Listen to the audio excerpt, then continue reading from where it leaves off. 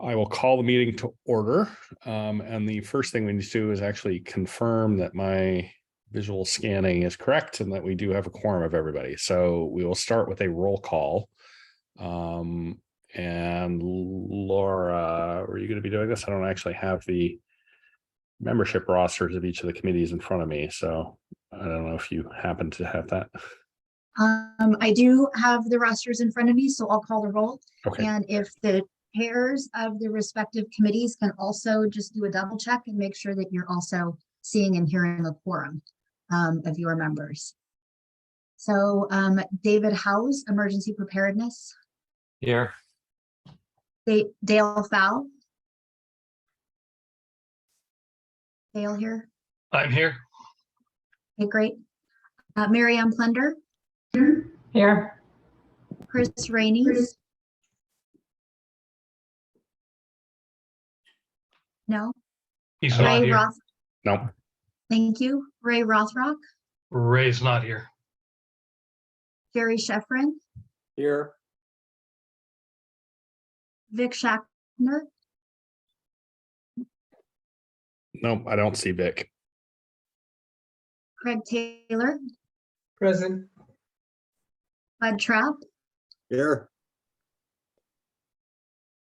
Robert Young. Present. Lynn Eisberg. Here. Gary Ernst.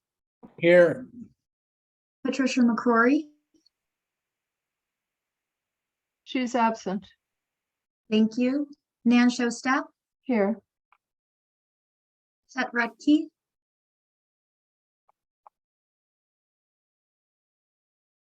Is Chet here?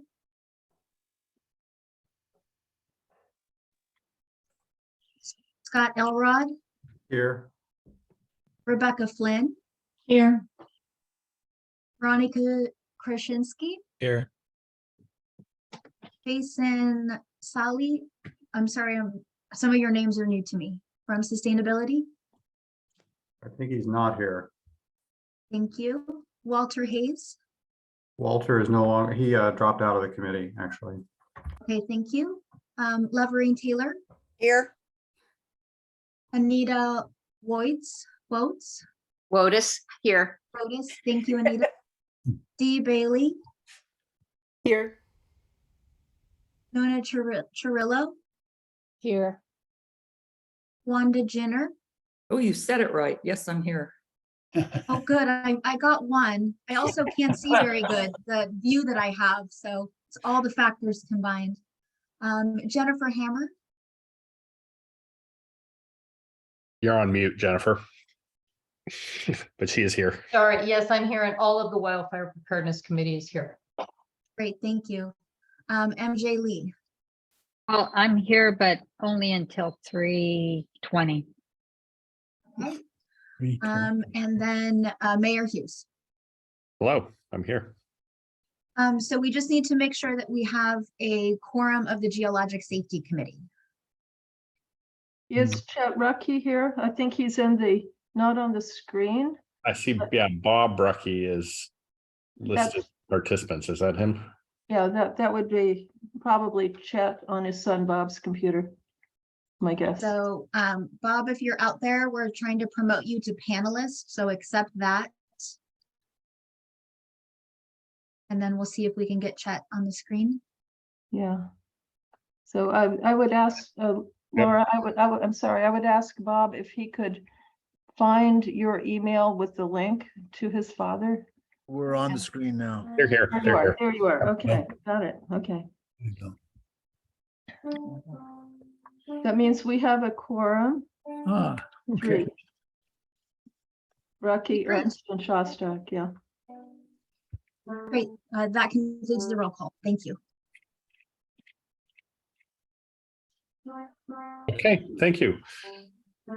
So with that, as with all of our public meetings, we have an opportunity for oral communications for items not on today's agenda from committee members or the public. So if anybody has communication on an item that is not on today's agenda, please raise your hand now, whether you are a committee member or a member of the public. I see we have Rita's hand up. Go ahead, Rita. Hi, thank you for having this important meeting and for the panelists adding their committee names to their name, and hopefully everyone will do that. The format for these type of meetings in our town is usually the committee comments on the document, then there's public comments and questions, and then the committee comments promise that all the questions that the residents said during the residents' time would be answered. But so far, that has not happened. Not all questions from the residents have been answered at these type of meetings. And what I'm asking for is, if someone can keep track of the actual questions, maybe there are some that are consolidated, but we would really like to hear what questions and get answers. And people are taking time out of their day to ask those questions in the evenings when these same type of meetings happen. And if those questions could be answered, that would be very helpful, or a list of those questions be on there. And hopefully the minutes from this meeting will be translated minutes that could be actually incorporated into the safety element, and not just skeleton abbreviated minutes that seem to unfortunately be the norm right now in our town. Will the comments made today by the residents be incorporated into the safety element, or should the residents send their comments and questions to a particular person or to a particular committee to make sure that their questions are being reflected after this meeting? Thank you and hopefully somebody can answer some of these things. I know this is not a back and forth, but I really hope that that the questions from the residents, we don't have another chance to, after you start talking and then the meeting ends, we don't have another chance to say, hey, my question wasn't answered. And that's not just for this meeting, but for other meetings. Thank you. Thank you, Rita. Yes, we will go through shortly how we're going to proceed with item 3A, which is the one major item on the agenda today. Obviously, this is a large meeting with a number of committees, and we'd like to give everybody an opportunity to speak and interact. Today's meeting will probably largely be a procedural one rather than where we're actually digging into the substance of the safety element, but all of your comments are welcome. So we will discuss that, and all questions, as usual, if we don't get a chance to answer them during this meeting, we'll Show me. try and note it down and get back to you.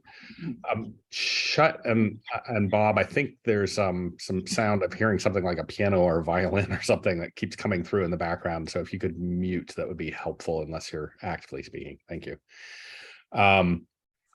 Okay, next hand raised I see is Nan. Go ahead, Nan. Okay. Yeah, can you hear me? Yes. Good. Yeah, okay. I was also thinking that it would be really helpful to have a list of all the questions that are going to be asked today, together with the answers. So as we have further committee meetings, we can take those into consideration. That would be tremendously helpful. Okay, thank you. There was a hand in the public, but it looks like it's gone down. Okay, I don't see any more hands raised under oral communications. So that will bring us to what we're all here for, item 3A, joint committee review of the draft safety element. And Laura, would you like to introduce this, please? Thanks, everyone. Good afternoon. I'm Laura Russell, Planning and Building Director. For those of you that don't know me, so we're going to give a presentation from our staff technical consultant technical team, and then we'll answer questions that are about the procedure, and then we'll answer questions related to the safety element itself. So hopefully some of the questions that you have about what happens next will be answered in the presentation, and we'll be happy to take those afterwards. So I'm going to hand it over to Carla Violet from Urban Planning Partners to start off the presentation. So much, Laura. I'm just going to start the PowerPoint. Can you all see my screen okay? Yes. Great. Thank you so much for having us here today. I'm so happy to see everyone's faces. We've seen a lot of you in past committee meetings, but it's nice to see everyone here together. So thank you for taking the time. Similar with members of the public, thank you for taking time out of your day to be here. So just for quick intros, I know Laura just introduced herself. Melvin Gaines has also been leading this effort on the town side. And I am joined today by Curtis Banks, project director, as well as Aaron will be giving a portion of this presentation as well. So for our agenda, we're going to cover a couple meeting outcomes. We're going to go over what is a safety element and then what is not a safety element. We're going to go through the actual kind of meat of the safety element and the structure just to get everyone kind of familiar with the document and what to expect while reading. We'll go through next steps and then we will end with questions. So our hope for today is one that committee members feel prepared to hold individual meetings on the draft safety element in November and December. And we also hope for all the attendees to better understand next steps and how to stay involved in the safety element update process as we move forward. And with that, I'm going to hand it off to Aaron. I will come back to the next steps after he completes this portion. And Aaron, just let me know when you need next slides, and I'm happy to navigate for you. Will do. Thanks, Carla. Well, hello, everybody. So we want to just walk you through what the safety element is and kind of how it fits into the bigger picture for communities throughout California. It's one of 7 mandatory elements of a general plan. So your general plan, again, is intended to be a guidance document that looks at a long time frame of how you want to address the issues within your community. And on the right-hand side of the screen are the 7 required topics: land use, housing, circulation, open space, conservation, noise, and safety. There's actually 2 additional requirements. Environmental justice, which was introduced under Senate Bill 1000, came into effect. And this is for communities that have disadvantaged communities and located within their jurisdictional boundary. And then there is a requirement to prepare an air quality element for certain locations within California. And these are mainly in the Central Valley, where air pollution is a large concern. It doesn't mean that these are the only elements you'll ever see in a general plan. It just means that by law, these are the ones that are required. And, you know, from here, next slide, the safety element in general under Government Code Section 65302G1 requires that a community understand and protect your community, residents, businesses from unreasonable risks associated with the following hazards. The ones in gray are typically hazard focused, whereas the ones in yellow are looking at specific conditions that could exacerbate issues associated with hazards.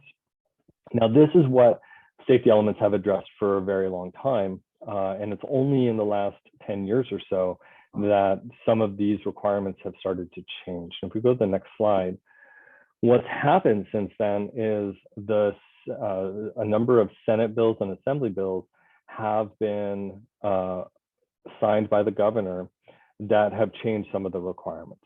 And so in 2014, wildfire hazards had a whole new process introduced through Senate Bill 1241. Then in 2017, climate adaptation was identified as a key concern that should be addressed as part of the safety element under Senate Bill 379.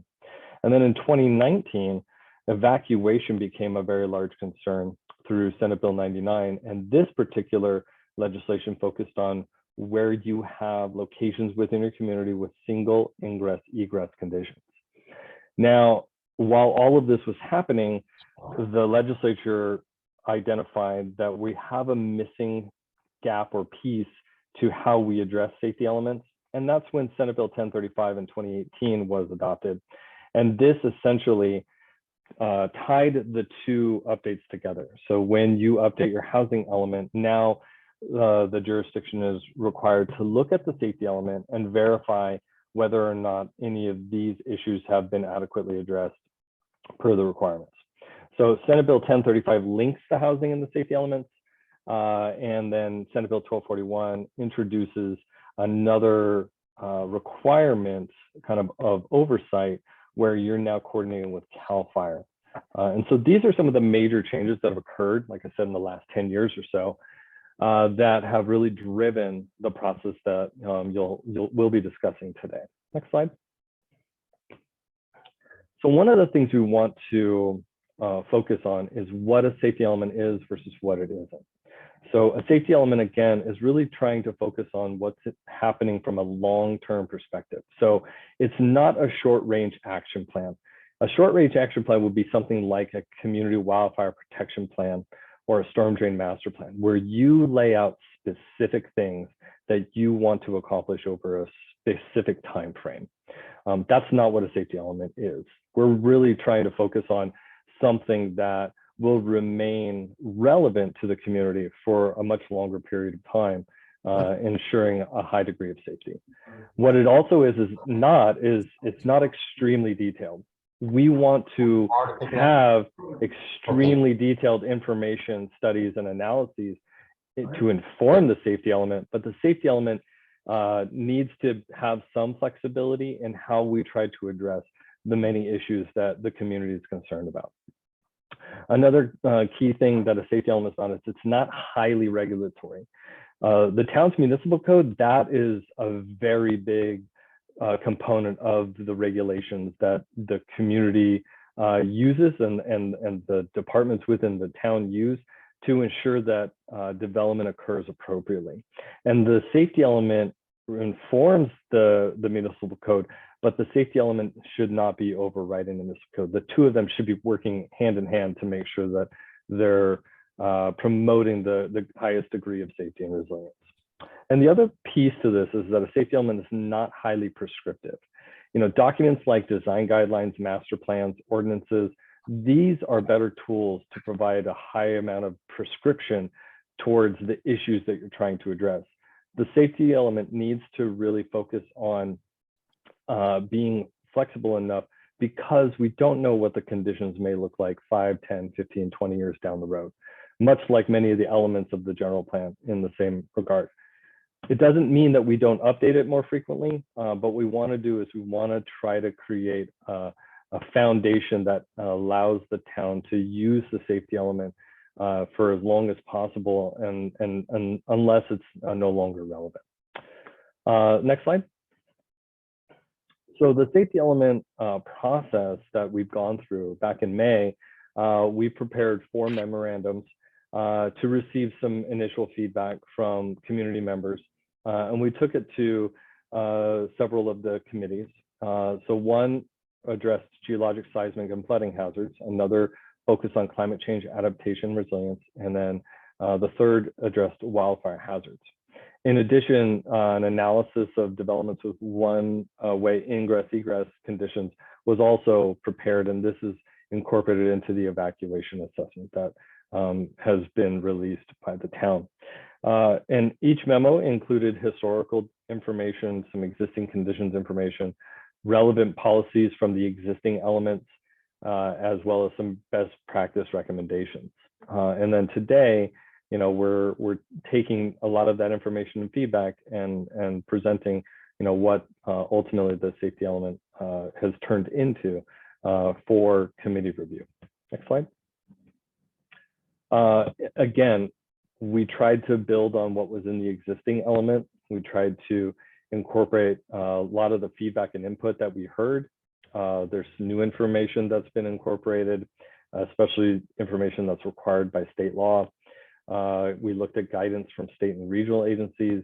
We've reviewed the checklist requirements that CAL FIRE uses to ensure SB 1241 compliance, as well as looking at other best practices from around the state. Next slide. And the element structure itself, we tried to keep it fairly simple. It's got a few sections dealing with the introduction to what it is, the process and public outreach that had been conducted or incorporated into the element, the regulatory setting, the kind of rules that guide what needs to be in there. And then the meat of the document is really focused on the hazard topics, looking at what are the existing conditions, some historical information, and then ultimately the policies and implementation actions, which is the lifeblood of the element and what really drives how the town tries to navigate future developments within the community and ensuring that they're as safe and as resilient as possible. Next slide. So I think with that, I'm going to pass it off to Carla. She's going to walk you through kind of next steps. Yes, thank you so much, Aaron. Okay, as I mentioned in the beginning of the presentation, over the next couple months, we're encouraging committees to hold individual meetings to further discuss the draft safety element. This is, I want to emphasize, this is still a draft, so we welcome questions, comments. We actually have a question due date for Friday, December 2nd. And then the town will be publishing an FAQ in mid-December to kind of help address those questions, make sure that you're able to provide comments in mid-January. So that is our due date for comments from committees. So we'd like those to be consolidated from all of you by Friday, January 13th. There will also be a community workshop held. We're targeting February for that, as well as a planning commission meeting. You'll see the little stars here for where public participation will be occurring. Next slide. Oops, it looks like I skipped over one here. There'll be a town council meeting in the spring of next year. And then after we get everyone's comments and we incorporate feedback into the draft, it will be submitted to the State Board of Forestry and Fire Protection, and they have a required 90-day review period. And simultaneously, the Woodside Fire Protection District will also be reviewing the document. So that will be happening spring of next year. And after we get comments back from the state and Woodside Fire, we will be presenting those before the Planning Commission in around summer of next year, incorporating comments into the document and actually going to Town Council for a second meeting to have the element adopted. So again, those 2 stars for public participation is encouraged at both of those meetings in the summer of next year.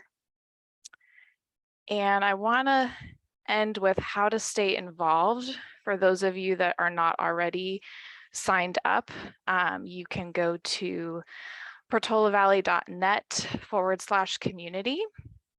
And stay informed. You can subscribe to the town e-notices by selecting the safety element. It's just shown in red here under news. So make sure to subscribe so that you get updates about the document, about meetings. And with that, that is the end of our presentation, and let's move on to questions and comments. And I will stop sharing my screen here. Okay, thank you. Actually, Carla, could you share your screen again? But Sure. bring up the kind of timeline process thing. We can look at that. Hold on one second here. I'll go back to I have 2 slides here for that. We'll start on the first one of that. Okay.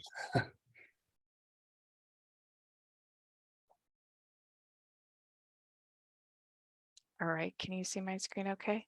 Yes, but we're seeing the edit view of PowerPoint. Oh no, let me try again. Okay, share one more time here. Okay, how about now? There we go. Good. Okay, thank you. So first, I think there's a star missing in this first box. Those committee meetings are public meetings too, so there'll be public participation there. Thank you. But I think it may be worth digging a little bit into what we expect from the committees. I'm not sure how much discussion has happened with the committee chairs and amongst the committees about this process. So it might be useful to clarify for the committees what we mean by all these dates and what staff would like to get from the committees, and what the December 2nd and January 13th dates mean in a little more detail to kind of help them understand what work are we looking for from the committees during this time period. Why don't I start by addressing some of that? So what we are hoping is that the committees will decide the best way to work on the safety element based on your own committee and your own interests and needs. So you can talk about the safety element at your regular meetings. You can schedule special meetings to talk about it. You can form a subcommittee if you would like. So whatever approach works for you, we're flexible and want to make sure committees can work within their own best practices. We just need to make sure that everyone complies with the Brown Act as we're doing that. So we're thinking about it like our technical team has put this together as a starting point. And now we're handing it over to you, the committees with the local knowledge in the interest, to then work with the safety element and provide comments. And we're hoping to receive comments from each committee that would be in writing on behalf of that committee. So kind of official comments into the process. Those comments would be made public, available to everyone on the website, provided to the Planning Commission, and ultimately to the Town Council. And then that information would be folded into future drafts of the safety element, or we would bring it all forward to the Planning Commission for them to consider and kind of work through and decide what should be integrated. So we've tried to provide a couple of months of time for the committees to do that. And so that's between now and Friday, January 13th. I would give a caveat that this schedule is kind of assuming that we stay on our tentative schedule that we've been working towards. But if we have multiple committees that would like more time to work on the safety element, if there's multiple committees that wish to do that, we'd be happy to receive that feedback as well. And then we would just go to Town Council and do a check-in with them and let them know that the committees have requested more time to work. So this is a tentative schedule based on that. So if there's a strong desire to have more time, staff is certainly open to that and want to accommodate the committees working in the best way possible. In terms of the questions, what we were hoping to do is receive questions from committee members and members of the public, and then put out this FAQ document that might help kind of bring everyone on the same working level, so everyone has the same base knowledge. So as you're working through your comments that you're going to provide, or your suggestions or your new ideas, you'll have some of that FAQ document as the background. So then that would be available to you as you're finalizing your comments, and it would also be available to the public. Then when we do the community workshop, we'll get additional feedback at that point, and then the Planning Commission will be the body that really goes through lots of committee comments, pulls things forward, makes recommendations about what's going to be included. But the Town Council will ultimately get all of the committee's written comments as well. One other thing I wanted to add is that when your committees are working on comments, we are looking for any kind of comments, basically. So that could be from, we recognize sometimes there's going to be small mistakes like typos. That's not the most important thing, but if you catch them, hey, we'll take them. Thank you. That's great. Comments on the programs that we have provided, comments on the analysis sections, any additional programs that you think should be included. If you think that it's important to prioritize these programs and policies and actions in a certain way, that would be a great comment to receive. We've heard from people that there should be an implementation matrix with timelines and with priorities and with responsible bodies or committee responsibilities. That would be great too. We'd be very happy to receive those types of comments. So you can see that it'd be a full range of the types of comments I think would be very useful and productive for this to go forward. So we also want to make sure that everyone knows it's attached to your packet, but Woodside Fire Protection District has taken a look at early materials. We have been working with them on this process, and they also sent it over to CPAW, which is the fire specialists that we're working with our grant program through the fire district. So I hope that that helps in terms of fleshing out what the additional steps are. So does that answer the questions that the mayor had? Yes, thank you. And I see we've got a number of hands up, so I'll start with Cara. Thank you, Mr. Mayor. I just wanted to amplify the Brown Act aspect of the commenting. This is an unusual process. And so what we envision is that comments will come to us in different ways. And in order to comply with the Brown Act, you do need to be careful about talking and collaborating and working with your individual committee members outside of a publicly noticed meeting. So typically what would happen is the committee would hold a publicly noticed meeting. Members of the public would be able to attend and also make comments.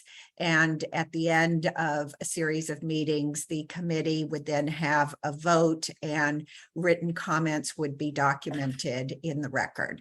That's one way of commenting.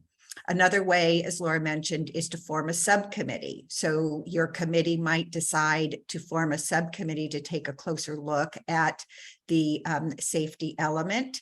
And then your committee could decide that the subcommittee would be in charge of making those comments directly to the town. And the comments would not come back to the entire committee. On the other hand, the committee could decide that the subcommittee could make recommendations for comments, and then the subcommittee's recommendations would come back to the full committee and there would be a vote. Finally, it is possible that individual committee members, maybe you can't get your entire committee together. There's not a quorum present to be able to actually have a formal meeting. In that case, what you would have to do is submit comments as individuals. It would not be really committee comments. They would just be comments of committee members in their individual capacities. The committee should not use a Google Doc to share comments in advance of the meeting. That violates the Brown Act. And having subcommittee meetings where more than a quorum of a quorum or more meets, that would also violate the Brown Act. And we're here happy to answer questions about setting up procedures for commenting in an effective way that complies with the Brown Act. Okay, thank you. Dale. Yeah, our committee has worked pretty well using subcommittees, and that's probably what we will do. And it's already on our agenda for next week's meeting. The challenge we have is just because of the tightness of the schedule. I mean, we've got a meeting coming up next week where we'll discuss what the committee wants to do, which is probably go to a subcommittee. But then our December meeting is on the 1st. So to get ratification of the recommendations from the subcommittee on the 1st and then get that in by December 2nd is really tight. And you know I can just tell you now, it being November and the holidays and so on, I'm pretty sure we cannot get a special meeting of the committee in between those times. So I'm just wondering whether we could move this Friday, December 2nd out, a week or something. I don't know how the other committees feel about that. Thanks, Dale. So I think there's two things. One, I'll ask Laura about what the question of getting the December 2nd date stuff in by and what she's expecting there. The other thing I'd point out is this meeting deliberately has a quorum of each of your committees. And so we can discuss today and potentially form subcommittees or have each committee figure out today what your committee's path will be through this process. So if you want to have that discussion today, we can certainly do that under this agenda item and at least get the ball rolling in the right direction. It may be that we get to December and we find that actually we still need more time and we need to push out the dates. But we may be able to get some of that organizational work done today, and that's a big part of the purpose of today's meeting, is to, try and make sure we're headed in the right direction on the right timeline. So we can discuss that further later. Rob. I have a similar concern with Dale's, and that is, I see the only way that we can do this is by subcommittees. But the other thing I'm worried about is making sure that the subcommittees and the committees are able to get the valuable input from residents. And it looks like to me that there's no way to really get resident input until December 2nd in a meaningful way. In preparation for today, one thing I thought that was going to happen was that suggestions would be coming in from residents for this meeting. I'd like to personally see what people have written. Not that we would be violating the Brown Act. If we had a subcommittee, we could be talking about it there before we present it to the entire committee. But it certainly would be nice if there would be a way that as residents are reading this well thought through safety plan, that they could be making suggestions that we could be reading and discussing, so that maybe it's a special meeting that we have to have sometime in November.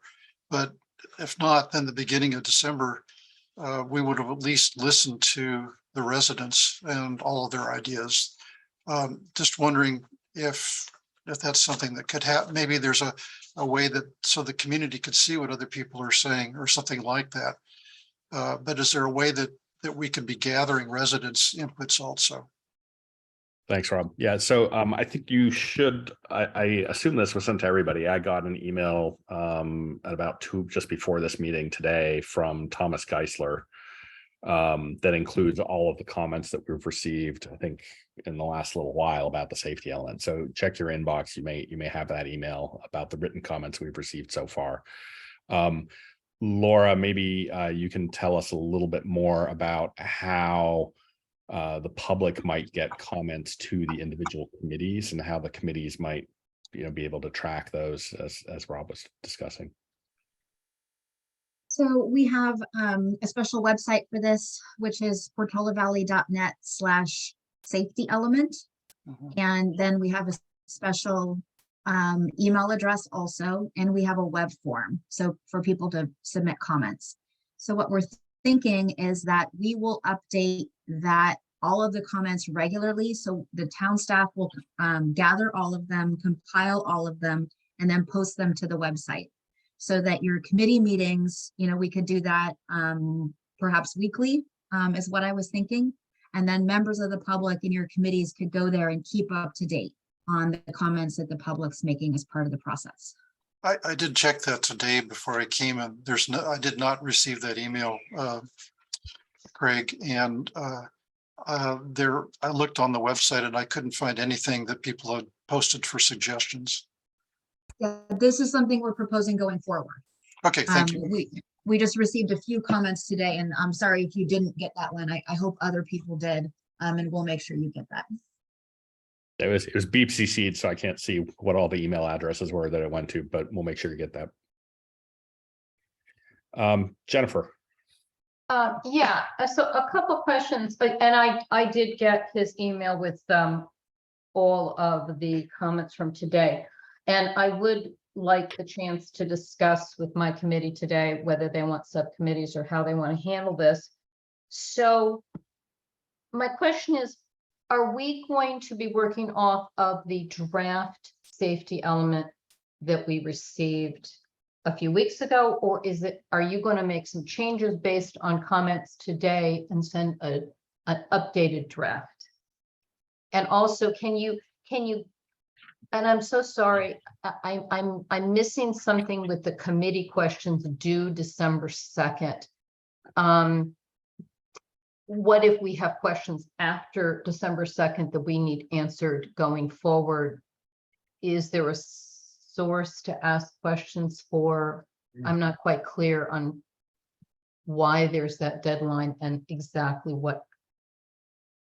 what's involved with that. Sure. I'll hand this off to staff. I think the key thing here is we we have, obviously we have a great team of staff and consultants working on the safety element so far.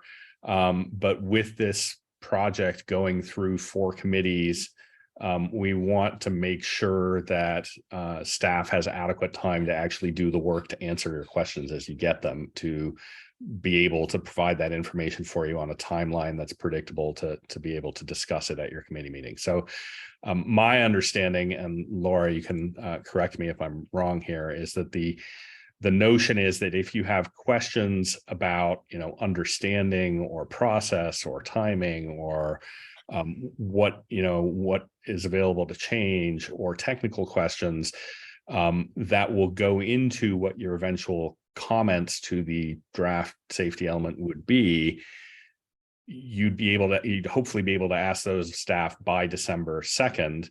Staff would then have time to answer them, turn that back to you. You could then have a further meeting where you now have the answers to those questions, and you can then go on to form your comments on the safety element in an informed way. Is that correct? And that's it, thank you. And then also, is this going to be, are we working off the draft that we currently have, or are you going to update that draft based on today's comments and give us a new draft, let's say next week?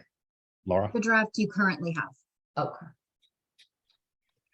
I think, Laura, correct me if I'm wrong. I think the intention at this point is to collect, public comments, but also the committee comments, and that the next update to the draft would be sometime after all of those comments come in by January 13th on this timeline. Is that correct? So no revisions to the draft before January 13th. It would be really collecting and assimilating the comments, and then those will be triaged and folded in through the community workshop and planning commission process.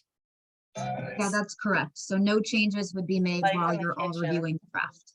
Yeah, the only problem I see is that because of our schedule, the Wildfire Preparedness Committee schedule, I'm worried about a quorum in the first, week of January.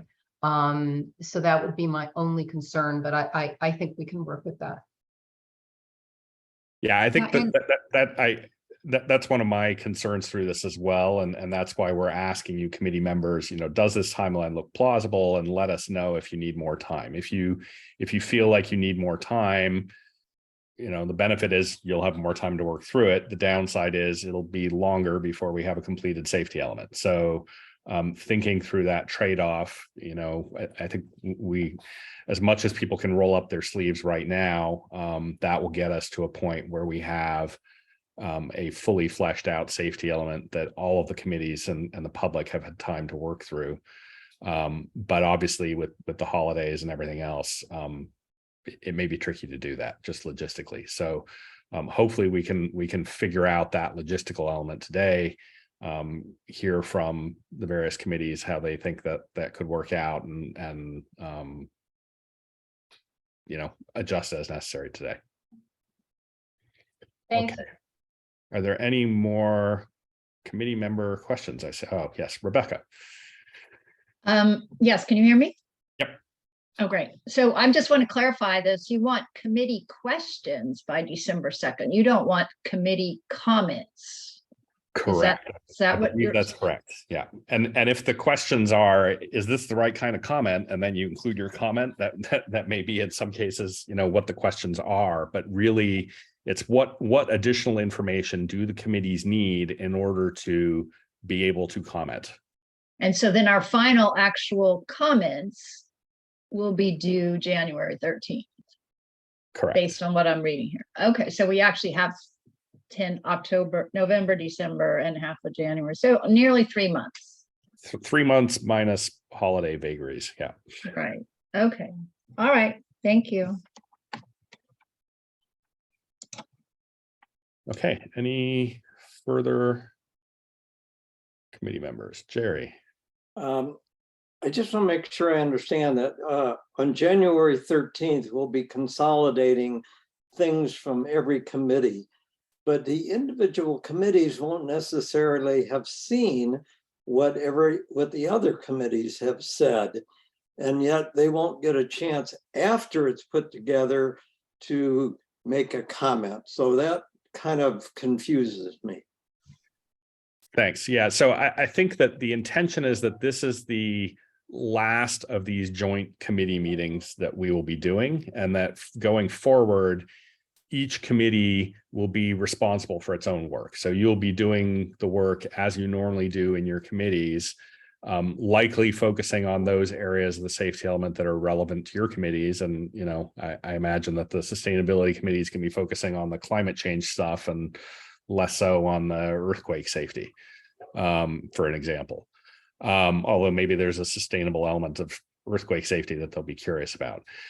In those cases, Jerry, that you're talking about, where there may be overlap between the committees and one committee may want to be informed about what the other committees are working on, I think that the best way to do that would probably be to coordinate through the committee chairs. So as you are working through things, I think these committees all generally have a pretty good awareness of, you know, the areas of responsibility of the other committees and what might be or might not be of concern to other committees and who might be working on what.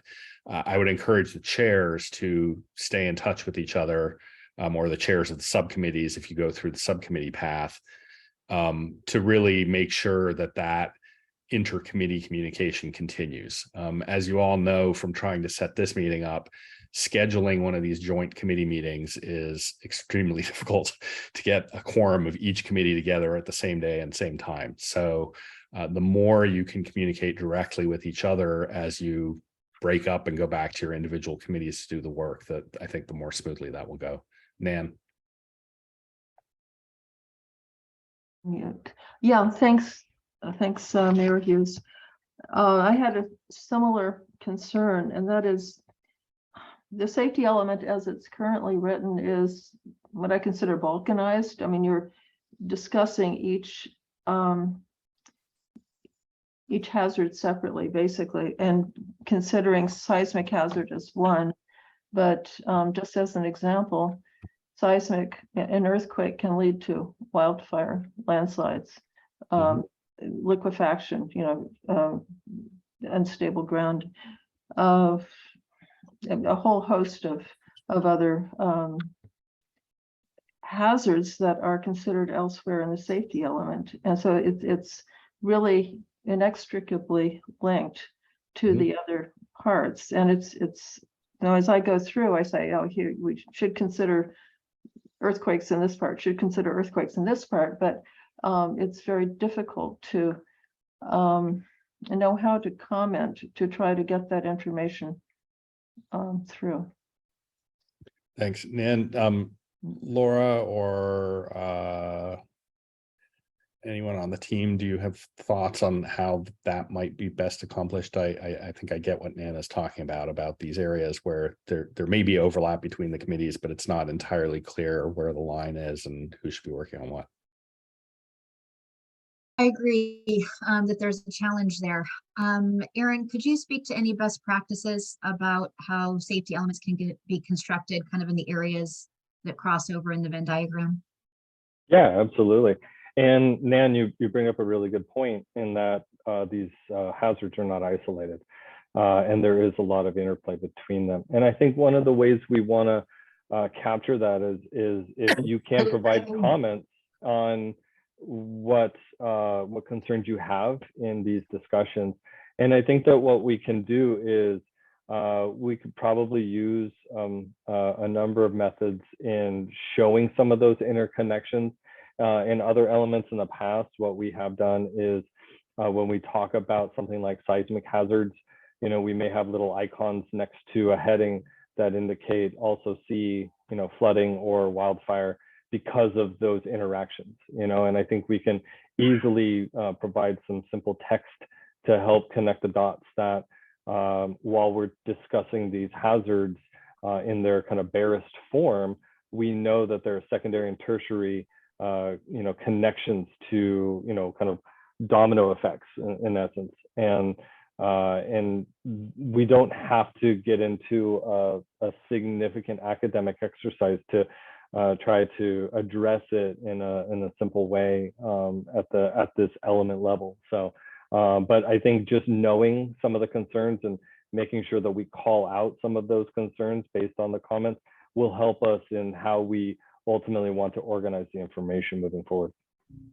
Thanks, Aaron. So to clarify, in terms of what you'd be looking from for the committees, for example, NAN and the Geological Safety Committee, what kind of comments would be helpful for you in order to be able to do that work? I think if Nan were to say, in this discussion, it's important to also highlight, the role of liquefaction or the concern regarding wildfire, in certain locations, whatever they feel is important that it may be missing in some of the text that's already been written. And then we can use all of that feedback to figure out what's the right approach that makes the most sense and gets to the heart of the issue, but stays within the kind of typical framework that you would see in an element. Thank you. Does that help? Thanks. Yes, it helps tremendously. But would that be in the comments to the 13th of January or the questions? Would it be better to get those comments by December 2nd from a planning point of view? That would be for the January 13th. 13th. Okay. Yeah. So where do you think there should be cross references? What areas do you think are strongly connected? All those kinds of things are useful. Okay, that's tremendously helpful. Thank you. So Nan, one thing I would suggest is the dates that are on here are really the dates by which I think staff would like to get questions and comments in order for them to do their onward work. But as we've mentioned, there's probably communication amongst the committees as well. And so if you had a question, for example, where, on geologic safety, you're like, well, a fire might start, and where would an earthquake originated fire starting be of concern, and you want to check in with the wildfire committee on that, it might not be a bad idea to target something like December 2nd, around that date, to ask that question of the other committee, because then that gives them time to fold it in and discuss it at their next meeting and get back to you, to then let you have an opportunity to get your comments done by January 13th, if you see what I'm saying. So, if you have questions that will help you put your comments together, December 2nd is probably a good target date for that, whether the questions are from staff or from other committees, so that those folks can do their work and get back to you in time for you to have your next meeting and incorporate the answers to those questions in your comments. Okay, yes, thanks very much. So December 2nd it is for that. Yeah. Okay. Great. If I could just chime in on one of those issues, I wanted to let everyone know that the general framework for this particular element was essentially taken from our existing safety element, and state law prescribes what topics need to be included, and then we now have requirements that the safety element be approved by a state agency. So we have to follow those requirements as well. So the structure is established and really is a best practice. So you're certainly welcome to comment on this structure, but I wanted to give you our thinking on how we formatted it. Thanks, Carl. Loverain. Yes, I'm in a similar vein. I'm concerned, for instance, climate change, which sustainability will obviously be one of the aspects we look at, is it exacerbating wildfires.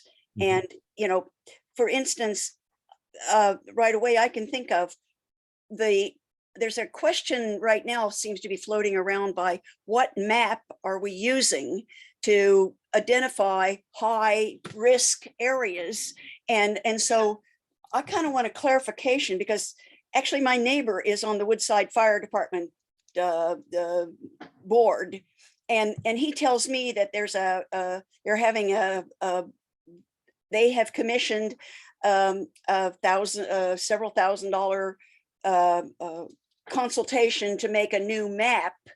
And I guess, how will we know what, map is being used?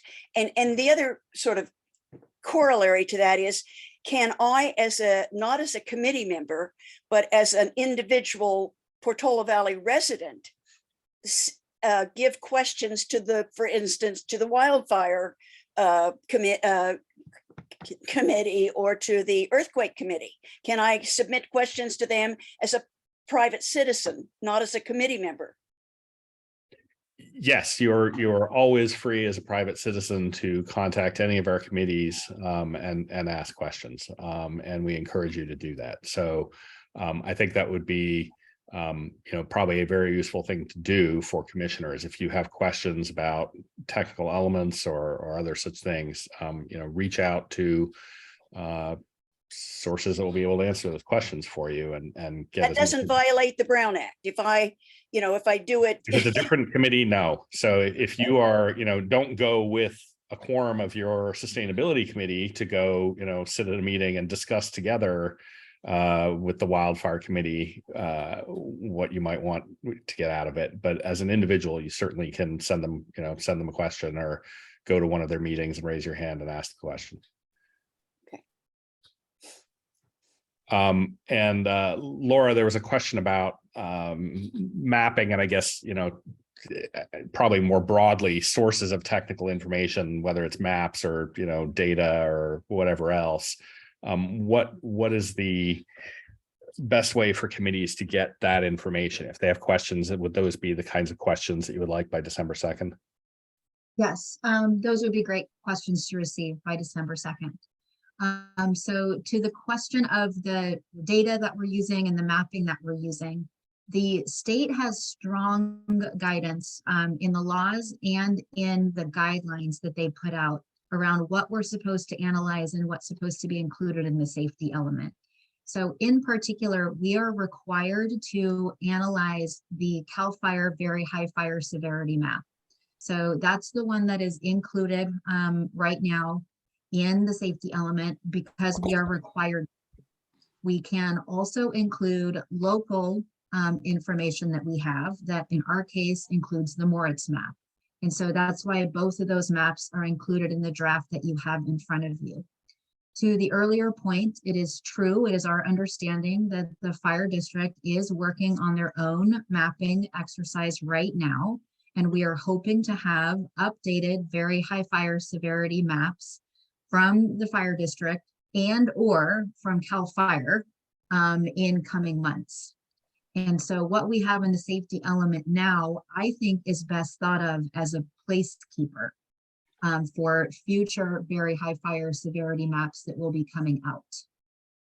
So I think it's a useful analytical exercise for all members of the public and all of you as committee members to think about and reflect upon. There will likely be larger areas of the town that are included in a very high fire severity zones in the future.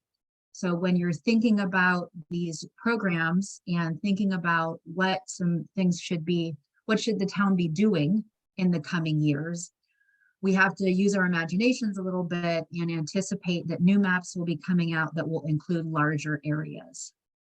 And then as you're doing your analysis, I think we recognize that we wish the CAL FIRE maps would have come out a long time ago.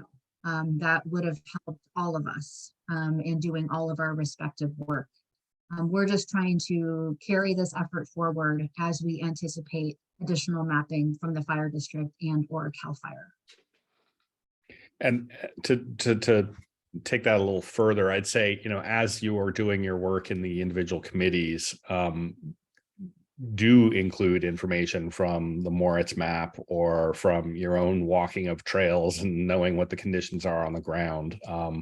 The maps that we're expecting to get from CAL FIRE and from Woodside Fire as they complete that work are going to be much different. They're going to show very large areas of the town being at much higher risk than they currently do in the most recent maps that either of those agencies have released. So, that is a big part of why we are sending this out to you guys on the committees, is you have that local knowledge, you have a better understanding, you understand I'm sure many of you and your committees have already discussed all of these different maps, and your comments should be based on what we think the eventual target will be once CAL FIRE and Woodside Fire have released these new maps. And we can't know what they are. It is a little bit of a guessing game, but you guys hopefully can do some of that work to anticipate what those maps will look like and form our safety element accordingly. Jennifer.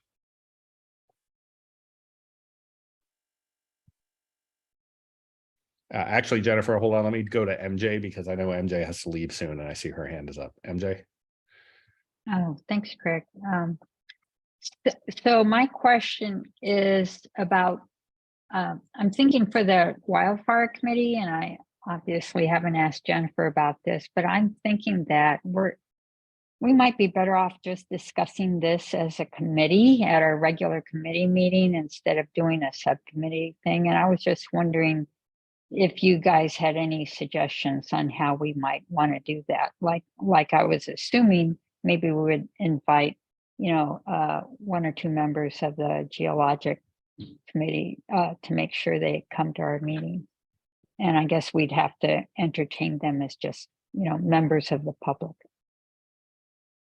Okay, thanks, MJ. Rather than get into that right now, let me go through and continue answering or taking questions here. But thanks for that. Jennifer. Okay, so I've got a question. So I've got two questions. One, we're really lucky we have Nona, who's a liaison for the Conservation Committee. Can she go during a meeting at the Conservation Committee and say, what input do you have for the safety element, and then to our meeting bring that back? Or is that some kind of other violation? And then I have I'm struggling with the Brown Act here. We have a small committee. If we form a subcommittee, and as chair, I'm not on it, and then they share their findings with me, and I share it with another chair, and then that chair shares it with his subcommittee. I'm puzzled how this works, especially if, let's say, we have 3 members of our committee that forms a subcommittee and I'm not on it, but they have to give the information to me as the chair to pass it on to another chair. In order for me to pass it on to another chair, do I have to be part of that subcommittee, or can they pass it on as long as I don't comment on it as information only, and then it's not a Brown Act violation because I haven't participated?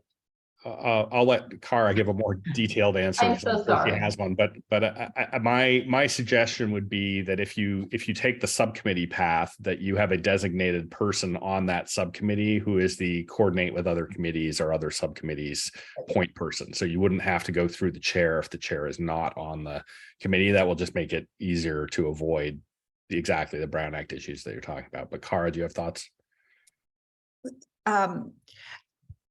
Yeah, I agree with that. And we can talk offline about specific structures. These are going to be pretty fact intensive, and don't want to take everyone's time out now. Rob.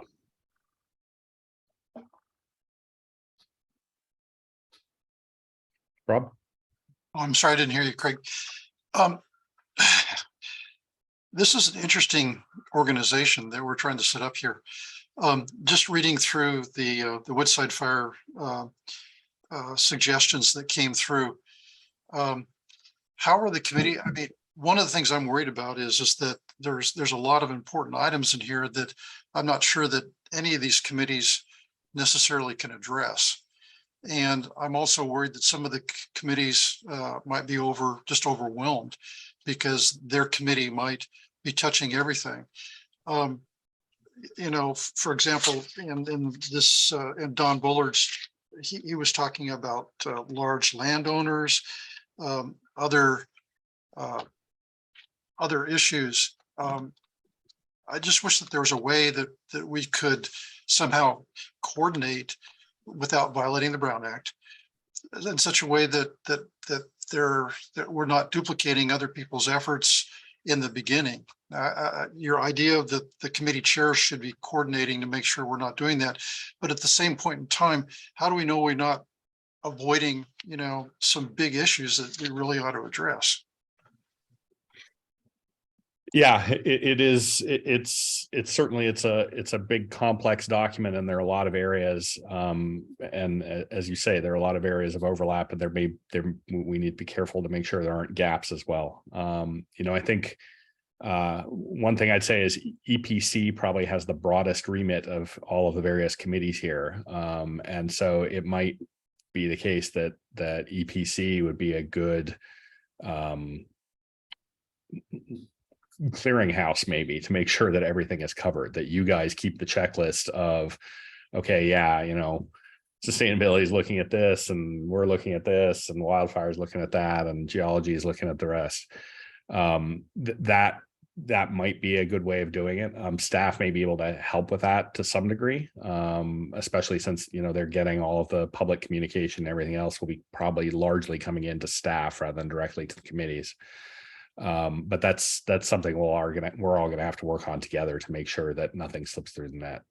And again, if we decide that we need more time to be sure that we can get through all of these things and not overwhelm the committees, we can do that. We can extend this timeline out to give ourselves more time to make sure that we have adequate time to do whatever public outreach is necessary, incorporate whatever comments, have the discussion, make sure we cover all of the items without overwhelming committees.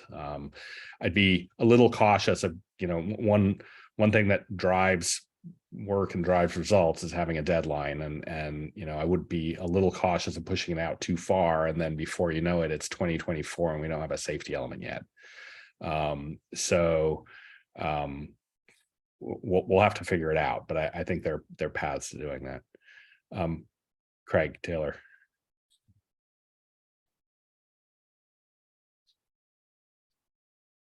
You unmuted, but then remuted yourself, I think, Craig. Well, it says the host muted me, so whatever.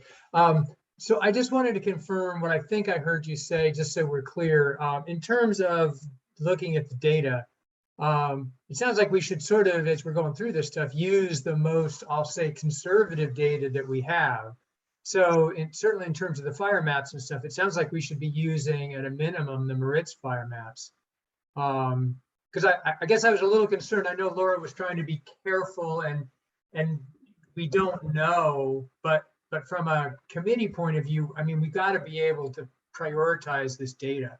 So am I thinking about this the right way, that we just take the conservative data, since that's, the likely path that we all believe is we're going toward? Yeah, I mean, one thing that I had suggested to Laura as we were discussing this previously is, committees might want to think, well, what if 100% of the town were a very high fire severity zone?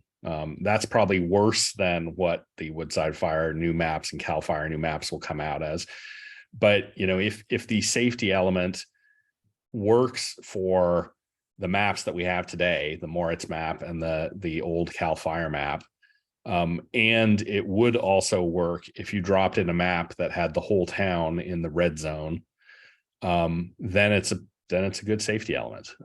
So, think it through from those angles. Over time, we're hopeful that, we'll have some programs in here that will clean up some of these hazards and maybe take some areas out of very high fire severity. So to come back to, I think, one of the slides that was in the original presentation, the goal of the safety element is to be a long-term document, as much of which should persist and still be applicable, kind of regardless of what the data is underneath. So as the maps change, hopefully all we do is drop the new map in, and the rest of the safety element already anticipated that if you have lots of very high fire, then do this. If you got not very much, then do that. So that would be my general advice on how to think through this in committees, and what data to use is think about the range. Try and anticipate, okay, if it were really, really bad, then what? If it's not so bad, then what? And then when we do eventually get the updated maps and we drop them in, everything should just work because you've already thought it through. Yeah, great. I mean, I actually like it. I mean, you took my conservative position and took it even farther. Yeah. So yeah, maybe just applying, very high to the whole town is a good way to make sure that we've got a safety element that we think, is gonna work in the future. Yeah, and that's, you know, kind of extends the pattern of what the town has done in the past with applying, you know, on the basis of, hey, we know the danger is higher than the map says it is, so let's make sure that we're you know, being proactive and being erring on the side of safety. Dale. Right. I mean, we kind of did that last time with the building code of just us extending it to the whole town. Yeah. Yeah, that makes a lot of sense to me. Thanks. Okay, Dale. As a follow-up to that, Laura mentioned that the requirements are that we use the CAL FIRE map. Laura, maybe offline, could you send me the reference or the requirement that we use that in the safety element and understand exactly how those things play versus the CAL FIRE versus a locally approved fire map in the safety element? I see Sure. Laura. Yeah. Sure, we can do that. Great, thank you. Nan. Oh, actually, Nan, hold off. I see MJ's hand has gone up again and she only has 7 minutes. So let me go to MJ first. Oh, I'm sorry. I don't mean to keep bumping the queue.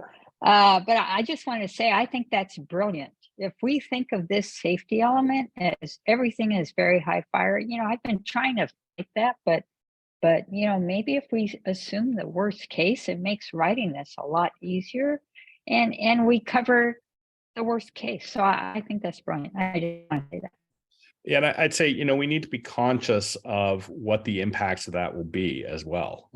And, you know, I think that committees thinking through that will have to understand, you know, okay, if the entire town is, you know, on the verge of going up in flames or is a very high fire severity zone, then what does that mean? What do we want to plan for? How do we want to deal with that? Nan. Yes, thanks. Yeah, this is tremendously helpful, this conversation, because I've been thinking along the same lines for geology, for seismic hazard, and a lot can be generalized that is really very specific in the seismic hazard element right now. I also have a charge from Pat McCrory, and she sent some comments that I'd like to communicate with the group. She had a long planned trip and is traveling today, so she couldn't be here. And she's the fourth member of the Geologic Safety Committee. Two of the comments have pretty much been taken care of, and they have to do with the interactions of the hazards and how they complicate a timely and effective response. And she gives the example of a San Andreas fault rupture triggering multiple fires from broken gas pipes, and then knocking out power. So we can handle that in our communication with the other committees. Second is she's surprised that the safety element update as a general planning document lacks specifics. And she gave us an example, what vegetation is considered fire resistant, what vegetation is considered a fire hazard. Even if both of these categories are continually revised, it would be helpful to include links within the document to town, county, or perhaps state websites where such terms are defined. And I know that there are some issues, similar issues on the geology side. Third, she says, general comment, would be quite helpful to have a version of this second draft with tracked changes turned on. I've read the previous version and this new draft carefully, yet have difficulty seeing where any changes have been made based on prior public comments.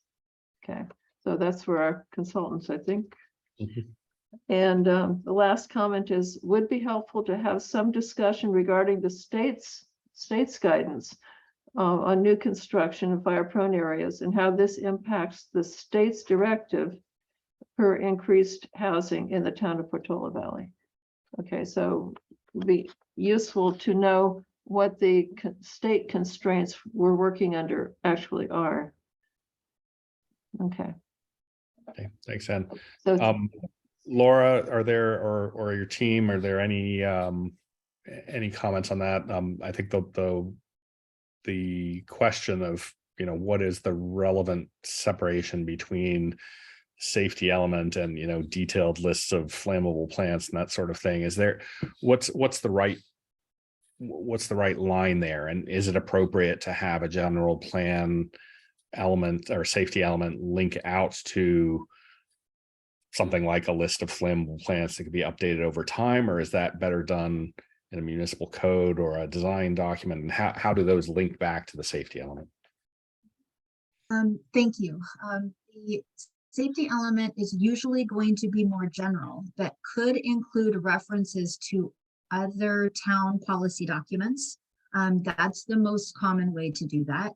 So using the vegetation as an example, we're actually kind of working on some preliminary plans to update our design guidelines next year in 2023, where we would probably work with conservation, sustainability, wildfire preparedness to develop more detailed list of the types of vegetation that the town is seeking with projects and the type of vegetation that the town would no longer allow with development projects. And so the safety element might reference or might say, update the design guidelines and include discussion or definitions of vegetation that's appropriate.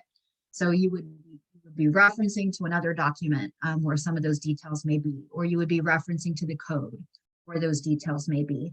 That way, the safety element, the general policies there stay there, they remain general and they stay true over time.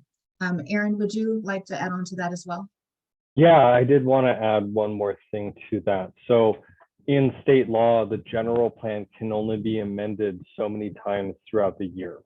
So anytime you make a change to any element, it's considered a general plan amendment, but you only are able to make general plan amendments 4 times a year.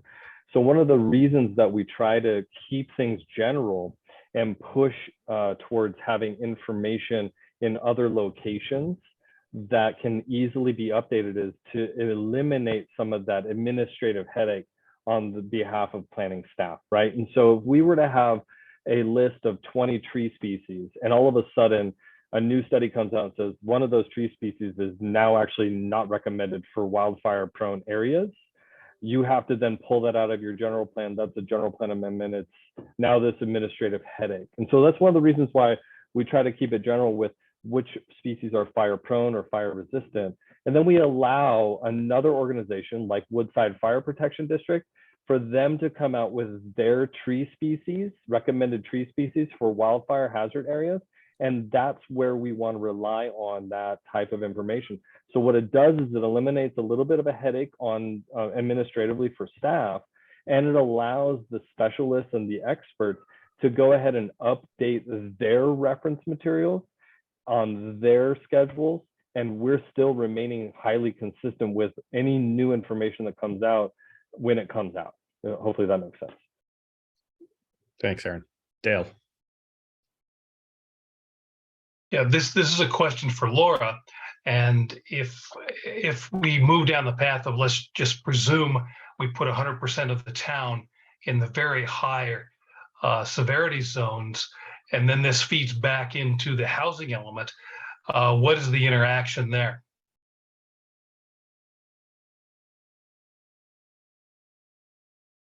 As we have developed the housing element, we have taken into consideration the recommendations of the fire safety experts and tried to develop the housing element in the best possible way, given that feedback.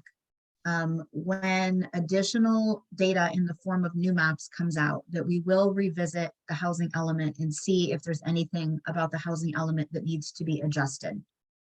And so that's the plan for the housing element in terms of how we go forward. I think the way that I understand the mayor's recommendation and the discussion here is since we don't have those maps in front of us and we're still trying to do this work on the safety element, it is a useful analytical exercise to consider the whole town being in the very high fire. And then, something between what's in the old CAL FIRE maps and the whole town in the very high fire, and try to develop policies that would work across the board. So is that helpful, Dale? No, because because there are some very significant requirements, both state and local, if everything is very high, severity zones. And so I'm just asking, if we move forward and say for the safety element portion that we're going to review, let's assume everything is very high. We as these committees, we don't have anything to do with the building codes and so on, but there are significant implications that would then feed back in the housing element. Yeah, if I could clarify what I was suggesting, Dale, even within very high fire severity zone, not all very high fire severity zone is equally severe. Some is really, really, really, really, really severe. They just don't have higher rating scales than very high. And so as you're thinking through the safety element, if everything is, you assume as an exercise, everything is very high fire severity, there will still be safer and less safe areas within those very high fire severity zones. And so, thinking about, okay, if it's all very high, then, the first thing we should do is look at slope or vegetation or structure density or what are the important areas within that we want to focus on for safety or evacuation, or what might it be? So that we are really coming up with a plan for whatever may actually come down in those maps. So there are impacts on the building code. Our building codes are already more or less assume that the entirety of the town is very high fire severity zone. There are very few state requirements, if any, that do not already apply town-wide regardless of fire severity zone. So not true, but that's okay, I've had a legal opinion that it is true. But in any case, I think it's worth doing the exercise of saying, if the entire town is very high fire severity zone, what does that mean? We're still legally required by the state to accommodate housing. So how would we do that? We still need to be able to evacuate. So how would we do that? We still need to think about how do we mitigate or moderate the risks. So how do we do that? And that's really the goal of the safety element, is to create that plan. What do we do if things are really bad?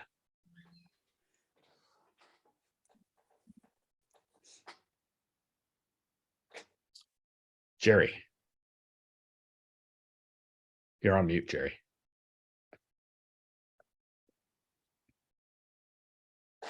I'm making the assumption that anything that's going through the town now for approval of whatever projects people have are all going to be handled based on whatever the safety element is now, whatever the codes are now, and whatever this document does when it's approved, and how it then might change things won't take effect until the summer or sometime after. Am I clear in my thinking?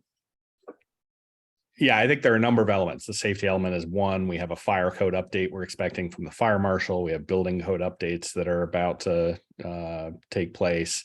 But Laura, maybe you can talk about the kind of timeline on, if we adopt a safety element in the summer, presumably there would then be municipal code changes that come after that to tie into those general plan updates. But if you could talk about kind of the timeline beyond summer, what would that look like? When general plan elements are adopted, they either have a specific time when they're going into effect, or they go into effect immediately. So that's a decision that's made. The housing element is a little bit different situation, so we're not going to get into that. We'll have to evaluate with the safety element if there are code changes or other policy documents that need to be changed. And then those would typically follow the safety element adoption. But the policies that come forward in the safety element would go into effect either immediately or very soon after the time that that element was adopted.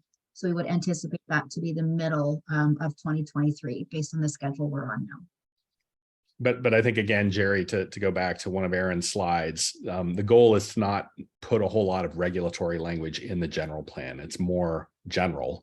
And then the specific regulations would then follow in those code changes to sync up with the new safety element.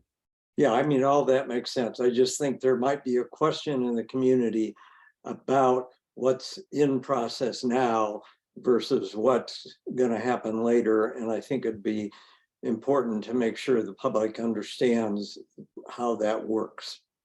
Yeah, thanks. Jen.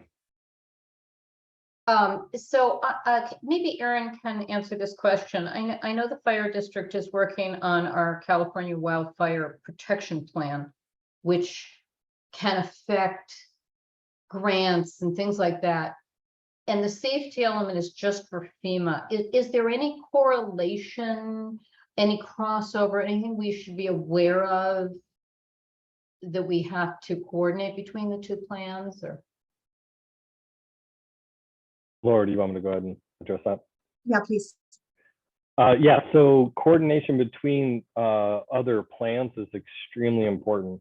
One of the things about the general plan that's actually codified in state law is it has to be internally consistent. So we can't have a policy in one element that says we allow blue houses and then a policy in another element that says we don't allow blue houses. That's an internal inconsistency.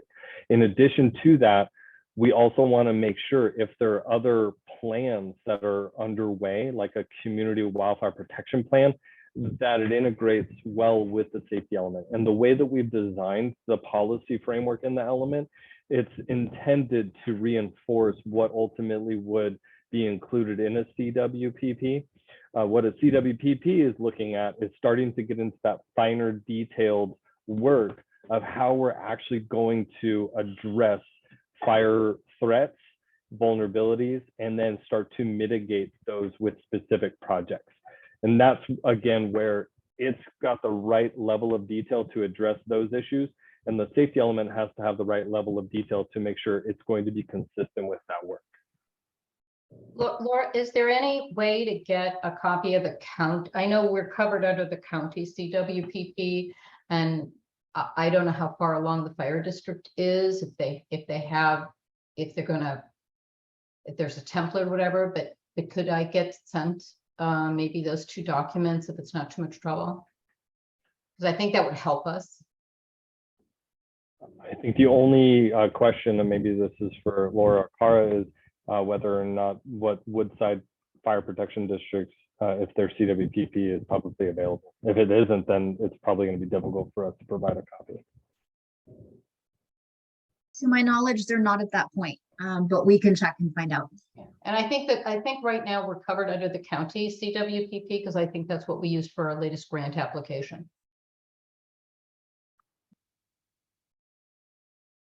Thanks. Okay, I don't see any more committee members' hands raised.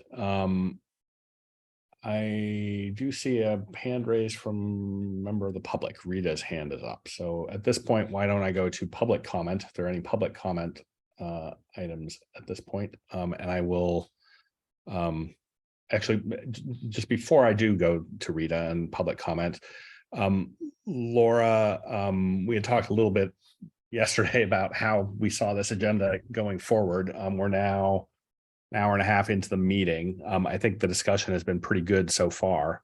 In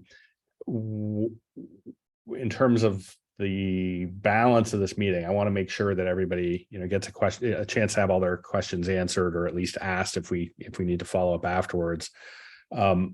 I know we want to try and get some of the organizational stuff done for each of the committees to get them to at least start having the discussion of, subcommittee versus whole committee versus special meetings, et cetera, and whether the timeline looks plausible. So I think we'll come back to that and maybe go to more of a kind of working towards having the committees understand that next. But before we do, I'd just like to take comments from the public on what we've been talking about so far. And then I'll bring it back to the committees to talk about what they want to do going forward. And I'll take more public comment on that if anybody has comment at that point on the committees or questions to the committees, the individual committees about their work going forward, if that makes sense. So with that, why don't we go to Rita?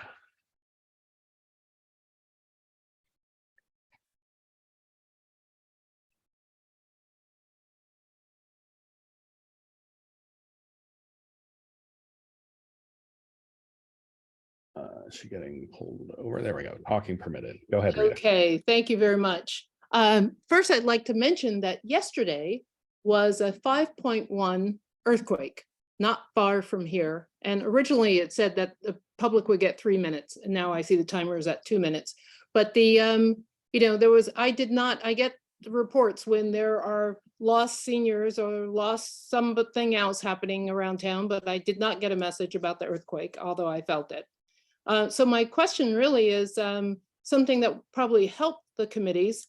There was that hazard mitigation form that was submitted in early 2022 to the state. It was originally presented in a town council consent calendar in late 2021, and it showed an incorrect representation on the risks of our town. Many residents pushed back on this document being signed by the town, but it was voted by the council to be signed anyway and sent on to the state unrevised.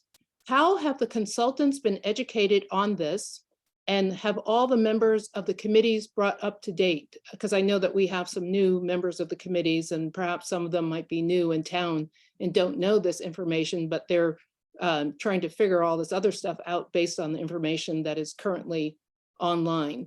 And which maps are we going to be using, the committee's going to be using to make these decisions? If my personal house is on the Moritz maps, I'll be following those guidelines. The Moritz maps were paid for by the town, and I don't understand how a resident or a committee member can unsee those risks. And so I feel that when we say we have to think complete risk, not modified risk, and what maps are being used. If something were to happen to myself or my family, because I'm looking at newer ones that don't include my house, I'd have a concern, and I'd have a concern of how I would respond to the town in case of an emergency, as would any other resident. But please keep that in mind when these decisions are being made, and I look forward to more resident participation. Thank you. Thank you, Rita. The hazard mitigation plan is not on the agenda for today, but thank you for your comments on that. Okay, I don't see any more hands raised from the public. But I see Chet's hand has gone up. So Chet. This is Bob Rucky. I'm Chet's son. My question is trying to comply with the Brown Act. It seems like the committees are very hamstrung because we can't meet as a quorum, but it seems like a workaround would be to have some kind of a framework. I don't know if framework's the right word, but like a blog on the town website where comments can be added, which would be available to the public and to anybody, so that there can be a trail. I mean, it was mentioned earlier that a Google Doc, as an example, is not acceptable, but it would seem, I'm going on the assumption that if there is a public blog, I'm using that very loosely, but if there's a way for information to be added that's available to everybody, then there can be essentially communication amongst the committee, but it is public to everybody. I don't know if this should be answered offline or whatever, but that's just a suggestion and question that I'm presenting. Thank you for the time. Thanks, Bob. There are other requirements of the Brown Act other than that things be public. We need to agendize things for discussion, anything that's going to be discussed, any action that's going to be taken as well. But Cara, maybe you could comment on that. Yeah, that's correct. The Google Docs and public forums are typically considered serial types of meetings. And in order to engage in a blog type of communication, with a quorum of your committee, that participation needs to be publicly noticed, and the public has to be invited to the actual meeting hall where you are exchanging that information. So it unfortunately, the Brown Act has not caught up with modern technology. That's just the reality of things, and the Brown Act does not permit that type of committee work via Google Doc or a social media platform. So in terms of your meeting as a committee in person, though, you can certainly do that in a special meeting as long as you have a quorum. So for your committee, you need to have 3 members, and in order to do your work, you can do that at a special meeting. It doesn't have to be at your regular meeting. Well, if I can follow up, if the blog is open to the public, then would that be a violation? My understanding is yes, because it's not a physical meeting in a noticed place with a published agenda. So having those kinds of discussions, the Brown Act. I meant in terms of the public being able to contribute. It's not just a place where the public can read, but can they contribute? I believe it still would not be allowed. Cara? Yeah, we can set up a separate forum for the public to communicate, and we've done that. Laura's setting up a special website, and so the public can always send in communications, and then those communications from the public will be available to all of the committees and the Planning Commission and the council and other residents. So there's no problem with that. We can have a public social media platform available for people for the public to comment on. Commissioners and committee members, though, are not permitted to make their comments on that particular forum unless it's less than a quorum, and that's unfortunately just the way the Brown Act works. Okay, thanks. Okay, there are a couple more hands raised from the public. Karen. That's ridiculous. Hi, I was hoping we would get to some of the meat of the discussion and less of the process. And I'm a little confused here on how we move forward. I sent in a very long I modified the wildfire section and edited things and added about 20 different areas that were either incomplete or I had suggestions about that. Some of them were programs that I don't think the current wildfire committee members were aware that we were discussing earlier. Other things crossed with earthquake and infrastructure. And I'm just not sure as a community member how to work forward and be effective here. I'm not sure if everybody got my comments, and I guess I'll just leave it at that. I'm a little confused. Sure. So let me try and clarify if I can. The goal of this meeting is primarily to organize the committees and get them the information that they need to then to go and do the detailed work that you're talking about. So your comments, I think, have been received. I think they were included in the email that was sent out. So some committee members say they may not have received it. So we'll make sure that does get recirculated to everybody, but I believe we do have them. But the actual going through of those comments that are addressed not to the process, but to the substance of the document, that will be done in each of the 4 committees over the coming months on the timeline that we've been talking about. So all of those comments are appreciated, and getting them now rather than later is always good, gives everybody more time to think about them. But the purpose of the meeting today is not to go in and figure out what all of the programs and the revisions to the safety element want to be. It's really setting up the process for the committees to do that work over the coming months. Okay, that's very helpful. I did want to bring up a bigger picture issue, and reading Dr. Lucy Jones' book, The Big Ones. The really scary thing, which hopefully will not happen here, is if we really did have a giant earthquake and that caused both electrical and gas lines to break, and that would cause fires. And if it happened over a very large area, there just would not be enough personnel to help us. And that's just really scary, and it kind of crosses all of these groups, maybe perhaps not sustainability. And I'm not sure how, as a community, we talk about that really scary situation. Thank you. I remember the New York Times wrote a story about how dumb we all are for living on the San Andreas Fault in Portola Valley a couple of years ago. We all need to keep that in mind. Next, Dana.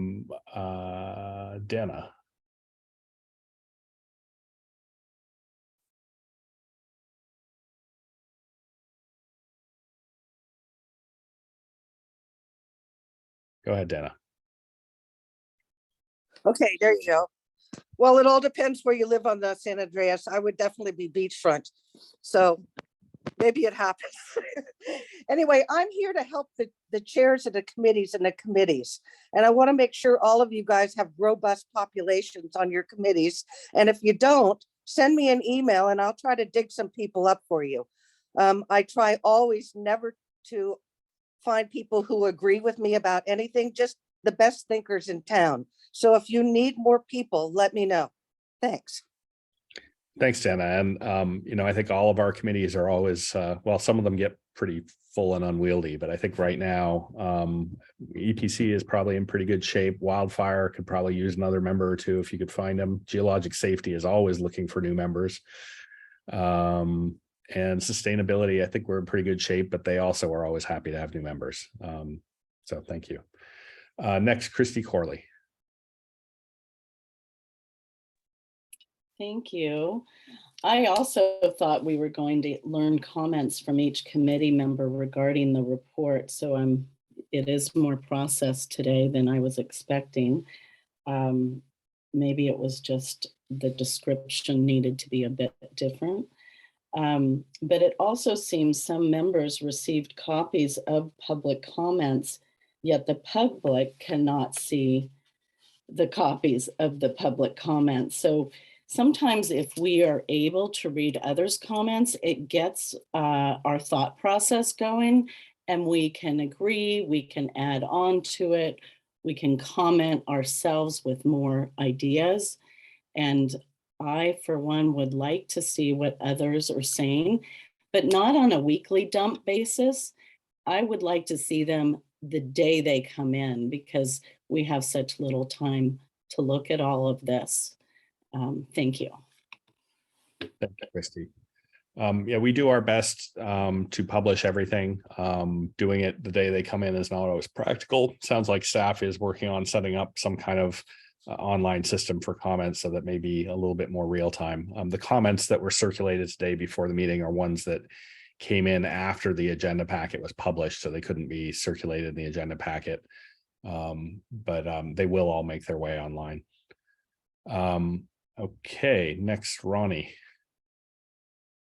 Yeah, I just wanted clarification on Kara's last comment. I thought that earlier we said that committee members could submit comments, personal comments as members of the public, but then your last statement, I seem to contradict that. So could you just clarify? Yes, you can submit personal comments. You can submit those either to other committees if you would like committees to have the benefit of say your particular expertise. And you can also submit comments to the Planning Commission or the town council as well. That's absolutely fine in your individual capacity. Yeah. So to clarify, Kara, the stuff that committee members shouldn't be doing is essentially discussing ongoing committee business outside of committee meetings. And so, Ronnie, I think if you had a comment that was not covered by whatever the comments were from the sustainability committee, you could post those. If it's a discussion or a comment on what the sustainability committee should have in its comments, you should probably avoid those kinds of things and just bring those to your committee meeting instead. Thanks. Nan? Yeah, thank you. Yeah, I was, I just checked my email. Yeah, I just got the comments and it would have been, it would be really helpful to have these as they come in. Because I can see that there are people thinking along this, I mean, members of the public, not on the committees, thinking along exactly the same lines I am. So it's, this is be really, really helpful to have real time, if you will, or close to real time communication there. Yeah, we will do our best, and staff will do their best to make sure that the committees get any public comment that comes in as quickly as we're able to. There will be, paths that are set up to make that hopefully work well. But we always inevitably receive comments through all kinds of channels that we didn't expect, and we do our best to get those through as quickly as possible. But whenever there's a human in the loop, that can take a day or two. They may be out of the office. It might be a weekend, whatever else. So we get them through to you guys as quickly as we can, but that's not necessarily always going to be instant. We'll do our best. Okay, thank you. Craig Taylor. Yeah, I guess I just wanted to sort of second. I'd love to see, much like we have the FAQs, I'd love to just see someplace on the town website that all the public comments coming in for the safety element just get posted. Because I totally hear what you're saying, but they get packaged up in an email and the emails get sent out and that's not visible to public. It only goes to the particular committees. And then they often sort of come in weird sort of dribs and drabs. So we probably need both. We probably need here's the last set of public comments since we sent something, but it'd just be nice if they were just immediately posted, immediately being, however quickly you can get them up there. But that way the public could see them and they'd be something that we on the committees could go back and reference as well. Thank you. Thanks. Yeah, as I said, we try and do that as much as possible. The comments can come in from a lot of different sources, and we run into this problem at council meetings as well, where we'll get comments sent in to some random town email address shortly before council meetings, and we try and post those on the website as soon as possible.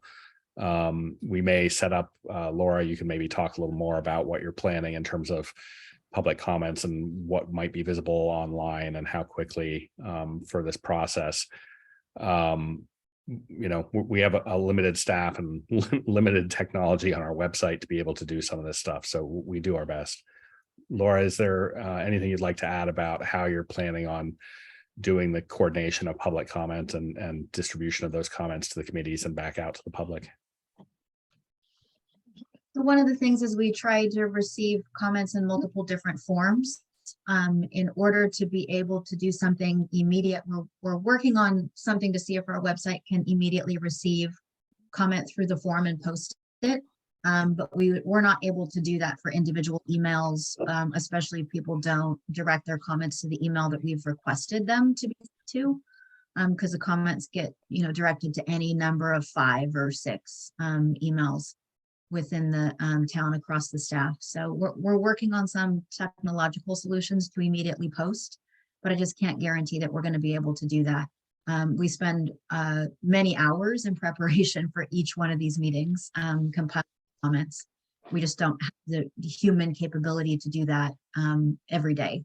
So I'm hearing your comments, and we'll see if there's a technology solution that can increase how quickly we can get them posted. And I just wanted to be clear, I wasn't so much looking for the immediate. I totally appreciate you guys are working hard to get them in there. I think I haven't seen that public comments go up on the website in some well-known place. Typically they go into an agenda packet, and that's a different thing. So I'm just looking for under the draft safety element somewhere in the website there. It'd just be great that you could go and say, oh yeah, I sent a comment in and oh, here it is. It's now visible. And that's something that the public can see. So I'm less worried about it being instantaneous because I totally hear you. I would just hope in sort of a day or two, somebody could say, I posted and now I can see that it's there. For example, the housing element comments are there, but they're in bunches. And again, I just don't know that we could do it in a day or two, but let me see what we can do. Okay.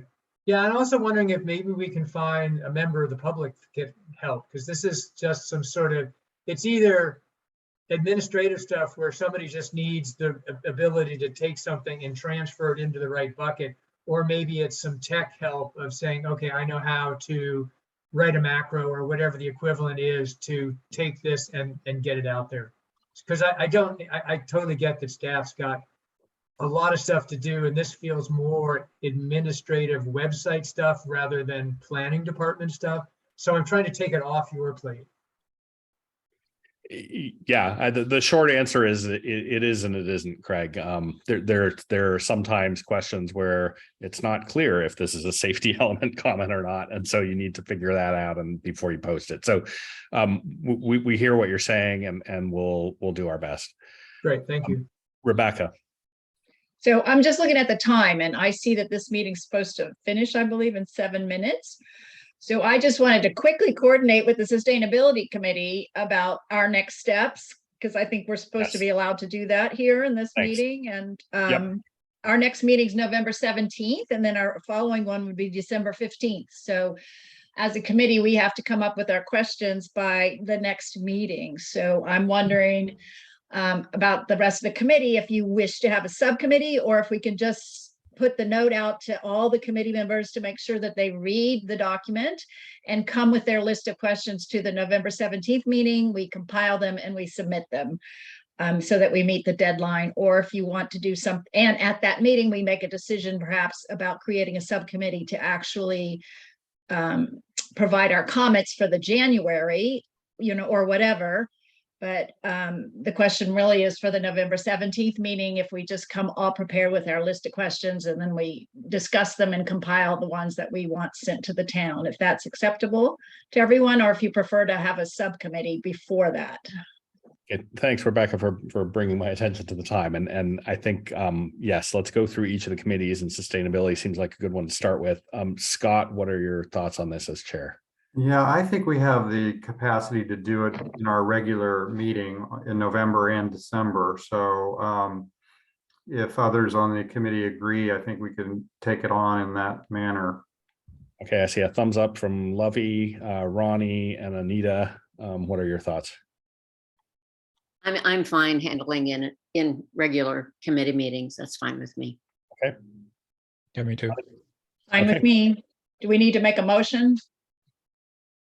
I move so, if we do. I second it. All in favor? Aye. Aye. Okay, sounds like it's 5-0. So sustainability is all set. Okay, next on my screen, in the order your squares happen to be, I see Jennifer Hammer from Wildfire Preparedness. So why don't you guys have that same discussion now? Yeah, I think we have some time in November, and then we can leave all December to deal with this, and I can volunteer to document it so that you can review the final in January. I don't think we need to do a subcommittee. I agree. Okay. I agree. D, I don't see I D. agree. Okay, I see all four of you nodding. Yes. Is D giving her thumbs up? She is giving her thumbs up and saying yes and nodding. Yep. Right. Okay. Okay, thanks. Next, I see geologic safety. Chet. No, I don't have any comment right now. It seems as though everything is moving smoothly, and we as a committee need to get together and have a public meeting, and we'll figure that out and do something before December. Thank you. Okay, Nan and Gary, does it sound like a plan to you guys? Well, okay, I'd like to be a little more specific. Chet, the question is to have whether there should be a subcommittee of 2 to compile all the questions and to present to the committee so that it's a little easier to deal with all the questions at the committee meeting. We can discuss this one-on-one and decide what to do. We will do that. Actually, we can't. I think we have to do it now. You're not allowed to do Is that right or not, Craig? Yeah, if you're planning to form a subcommittee or deciding on when you want to meet, you should probably do that now while you have a quorum of your committee here together. How many what is your authorized membership right now? Are you at 4? 5. 5? We have 4 out of 5. Okay, so a subcommittee then could be 2. That's right. Is that correct, Kara? If they have 4 active members and an empty seat, is a subcommittee limit Yes, 2? 2. It's 2. 2. Okay. Yeah. So what it sounds like I was hearing is that Chet seems to think that you can probably do this in your ordinary business with regular meetings. Nan, sounds like you have some questions. Gary, do you have thoughts? I think we can do it in our regular meeting. No. If you want to, we can, but be prepared for a long meeting. I think it's going to be pretty interesting. Well, it depends on who's on the two-member subcommittee. That's true. But no, but I mean, if there were, okay, I'm going to argue for subcommittee again. If there's a subcommittee, the subcommittee can try to compile all the comments to date and then present them to the committee, and then the other committee members could chime in with other thoughts during the meeting. But that could be a way of making the meeting itself a little more efficient. If essentially you have a subcommittee that you designate now, they could do the work to, bring something that's in pretty good shape that you can discuss at your committee meeting and then act on it. So they wouldn't be, finalizing the comments themselves. The full committee would have an opportunity to do that, but the subcommittee could do the legwork of preparing it all and say, here's the framework for discussion, and here's a list of items, and then the committee can do a thumbs up, thumbs down on each one, or modify them, or do whatever you want to do in the committee meeting, but it might make that more efficient. Gary, Chet? Okay, I think either way will work. If you want to do it this way, Nan, you're in charge of the subcommittee. Oh dear. Well, those that want things get them. Yeah. Virtue of working. Okay. Chet, what do you think? Would that work for you? Yes, that would work for me. I'm trying to make things, as Craig says, more efficient, because otherwise I think that we might end up having to have 2 committee meetings before we get all our questions together for the December 2nd, which is coming up. And I want to avoid 2 committee meetings. It's no fun. Okay, so I hear that you would like to do a subcommittee then. So who would be on it? Nan sounds like she's been volunteered. Yeah. Do you have a second member that you'd like to do it? Or it's also possible you could just have a subcommittee of one and have Nan prepare this agenda item for your committee. That's a good possibility. Oh, thanks, Chad. I can railroading. Yeah, exactly. I can arm twist Pat McCrory to see if she'd be willing to do it also, because she had read the safety element very carefully and had very, very specific. Good point. Good point. Okay, so then sounds like you guys have a motion to form the subcommittee and appoint Nan and Pat to that subcommittee. Does that fly with all 3 of you? If Pat Yes. will agree, yes. Pat will agree, and if not, Nan, you can be a subcommittee of 1. Yeah. Thanks, Gary. Yeah. Well, you can always, even if she doesn't want to be formally on the subcommittee, you can bounce ideas off Pat. As long as you don't include a quorum of the committee, you'll be fine. As a subcommittee of 1, you can still ask for advice from one other member. Okay, sounds good. Thank you. Okay. Hey, thank you guys. And that brings us to EPC. Dale. Okay, we have some advantages. We already have a subcommittee. It was formed some time ago, an ad hoc safety element subcommittee. And since my packet was due at noon today, we actually agendized an item to discuss next steps for the safety element at our meeting, which is next Thursday. And so the subcommittees have been working really well for us. And so my suggestion when it comes up next week is to have a couple of meetings of the subcommittee and then bring it back to the full committee on December 1st for a review. If we have problems, and this is something I brought up earlier, if we can't get agreement on December 1st, then we may have to push it or have a special meeting of the full committee. But that would be my plan, if that is okay with the other members of the committee that are on here today. That way we can flesh out who wants to be on this subcommittee, which there will probably be at least 1, maybe 2 meetings of the subcommittee during December. And fortunately, we have a big committee, so we could have five subcommittee members. So is that okay? Who do I see? Craig, is that okay with you? So Dale, is this the same group that we did for the evacuation discussion? Nope, it'll be a different group probably, but Okay, same I mean, concept. So I'm totally on board with subcommittee. I think that sounds just right. I'd be interested in participating if there's room in the 5.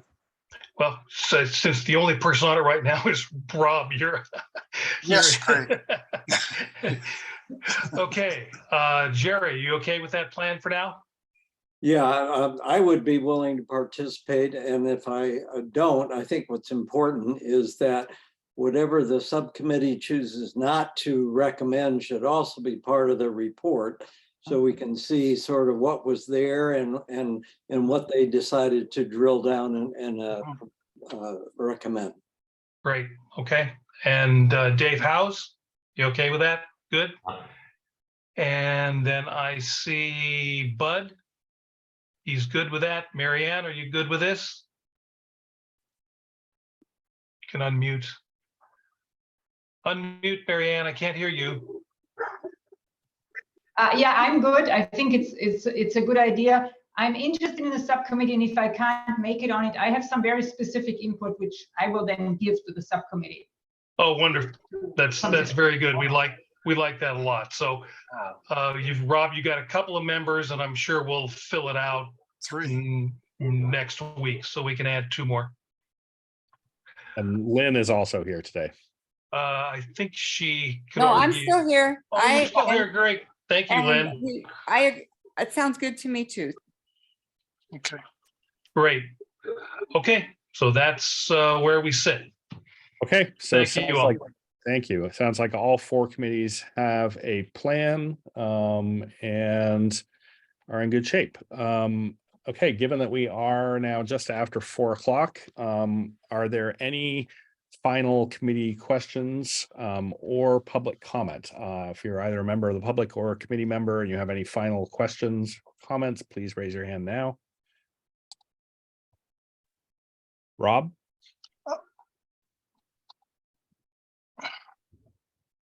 Can I just ask that the the slides that we had today be posted someplace? Yes, they will be. Thank you. Great, thanks. Okay, anything else? If not, then I think we are ready to adjourn. So last chance, if anybody has any parting thoughts or comments. Jennifer. I just want to thank the staff because I think that the safety element is in really good shape. And I want to thank Craig for chairing a very difficult and complex meeting. So thank you guys. Thanks. Okay, thanks to you all for participating today. I know scheduling was difficult and we did finally manage to get quorums of all 4 of these committees together on the same day at the same time, which was quite a Herculean effort. So thank you all for coming. I know everybody is eager to dive into the meat of the safety element and start working on it. And hopefully now you're on a path to being able to do that in your individual committees. Thank you all for the work ahead. I also repeat what Jennifer said. Thank you to staff for all the work that you've done and not just setting up this meeting, but all of the preparation work for it and the work that's yet to come. I think this hopefully has been a productive meeting and laid out what we still have left to do to get the safety element completed. There's a lot still ahead of us, but I think we're headed in the right direction. We've got the right group of people working on it. So thank you all. So motion to adjourn? I hear a motion from Craig Taylor. Rob Young looks like he's seconding it. All in favor, aye. Aye. Aye, thank you. Aye. All later tonight if you're coming to the council meeting. Good night. Thanks, everybody. Thanks, everyone. Bye. Bye.